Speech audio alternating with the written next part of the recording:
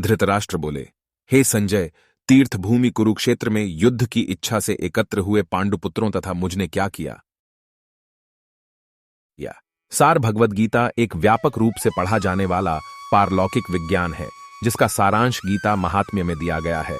इसमें कहा गया है कि मनुष्य को भगवान कृष्ण का भक्त रहते हुए भगवत गीता का मनोयोग से अध्ययन करना चाहिए और बिना स्वार्थी व्याख्या किए इसे समझने का प्रयास करना चाहिए। स्पष्ट समझ का उदाहरण गीता में ही मिलता है। इस प्रकार अर्जुन ने स्वयं भगवान श्री कृष्ण से गीत सुनकर सुनाया। समझ हासिल करें। यदि मनुष्य इतना भाग्यशाली हो कि वह भगवद गीता को उसी गुरु शिष्य परंपरा के माध्यम से व्यक्तिगत रुचि से प्रेरित व्याख्याओं के माध्यम से समझ सके, तो दुनिया के सभी वैदिक ज्ञान और संपूर्ण धर्म ग्रंथ उसे प्राप्त हो जाएंगे। सीखना अतिक्रमण करता है। जो कुछ अन्य धर्म ग्रंथों में है वह सब भगवद गीता में मिलेगा। इतना ही नहीं बल्कि पाठक को इसमें वो चीजें भी मिलेंगी जो कहीं और उपलब्ध नहीं है। यह गीता का विशेष मानक है। यह पूर्ण आदर्शवाद का विज्ञान है, क्योंकि यह सीधे तौर पर भगवान श्री कृष्ण द्वारा भविष्यवाणी की गई है। महाभारत में धृतराष्ट्र और संजय द्वारा वर्णित विषय इस महान दर्शन के मूल सिद्धांत बने हुए हैं। यह स्पष्ट है कि इस दर्शन की उत्पत्ति प्राचीन वैदिक काल से ही पवित्र तीर्थ स्थल माने जाने वाले कुरुक्षेत्र के युद्ध क्षेत्र में हुई थी। जब ईश्वर स्वयं इस संसार में मौजूद थे, तब ईश्वर मानव जाति के मार्गदर्शन के लिए एक पैगंबर थे। धर्म क्षेत्र, वह स्थान जहां धार्मिक अनुष्ठान किए जाते हैं।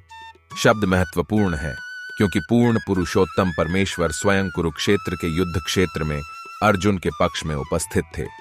कौरवों के पिता धृतराष्ट्र अपने पुत्रों की अंतिम जीत की संभावना को लेकर बेहद सशंकित थे। संदेह के कारण उन्होंने अपने सचिव संजय से पूछा, मेरे पुत्रों और पांडु के पुत्रों ने क्या किया है। उन्हें विश्वास था कि दोनों पक्ष, उनके पुत्र और छोटे भाई पांडु के पुत्र, कुरुक्षेत्र के युद्ध के मैदान में दृढ़ता से लड़ने के लिए एकत्र हुए थे। फिर भी उनकी जिज्ञासा सार्थक है। धृतराष्ट्र नहीं चाहते थे कि चचेरे भाइयों के बीच मेल मिलाप हो और वे अपने पुत्रों के भाग्य के बारे में निश्चित रूप से जानना पड़ेगा, क्योंकि वे सभी स्वभाव से पवित्र आत्मा थे। संजय व्यास के शिष्य थे और इसलिए व्यासदेव की कृपा से वह धृतराष्ट्र के महल में बैठे हुए भी कुरुक्षेत्र के युद्ध के मैदान में होने वाली घटनाओं का निरीक्षण करने में सक्षम थे। तभी धृतराष्ट्र ने उनसे युद्ध भूमि का हाल पूछा। पांडव और धृतराष्ट्र के पुत्र दोनों एक ही कुल के हैं, लेकिन यहां धृतराष्ट्र की भावनाएं व्यक्त की गई हैं। पांडु के पुत्रों अर्थात अपने भतीजे के प्रति धृतराष्ट्र का विशेष रवैया इस प्रकार व्यक्त होता है कि उन्होंने जानबूझकर अपने पुत्रों को कुर कहकर संबोधित किया और पांडु के पुत्रों को विरासत के अधिकार से अलग कर दिया। जिस प्रकार धान के खेत में अवांछित घास उखाड़ी जाती है, उसी प्रकार इस ग्रंथ की विषय वस्तु की शुरुआत में ही यह अनुमान लगाया गया है कि कुरुक्षेत्र क्षेत्र में जहां धर्म के पिता श्री कृष्ण मौजूद थे, वहां अवांछित घासों का आमूल चूल विनाश होगा।